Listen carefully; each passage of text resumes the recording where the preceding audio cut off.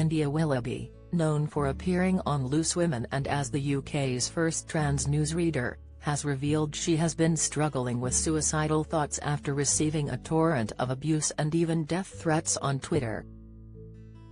India said she felt the site was no longer safe for her following vile messages she had received, which left her feeling worthless.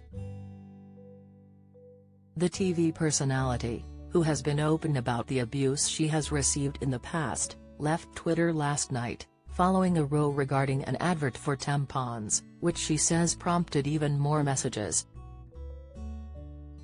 The former celebrity Big Brother contestant said, "Last night, I thought that I was going to kill myself, and that's exactly what they want.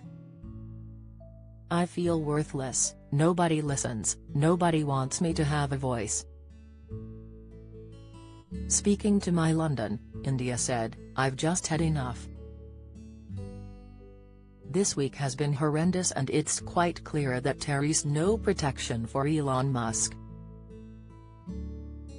Trans people aren't allowed in mainstream media, the only medium is social media, and it's pushing us further back into the closet and back in the shadows." Talking about relationship with Twitter, India said, "There is something addictive about Twitter. I have a great community of trans people who I often speak to, but at the same time I receive hate from gender-critical people daily on the site. While it's horrendous, it's also a lifeline for the trans community. The police have told me to come off the site, and so I'm going to have a period away from Twitter." India added that she felt the abuse has got worse since Elon Musk took over Twitter and says it has been horrendous the past few weeks.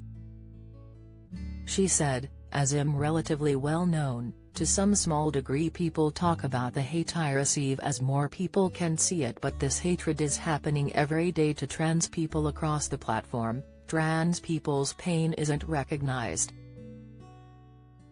India said her optimism over attitudes towards trans people has sunk thanks to her experience on Twitter. The newsreaders came out publicly in 2018 on ITV's Lorraine, and in the interview said the trans movement for acceptance was moving at supersonic speed, but she no longer feels that the case.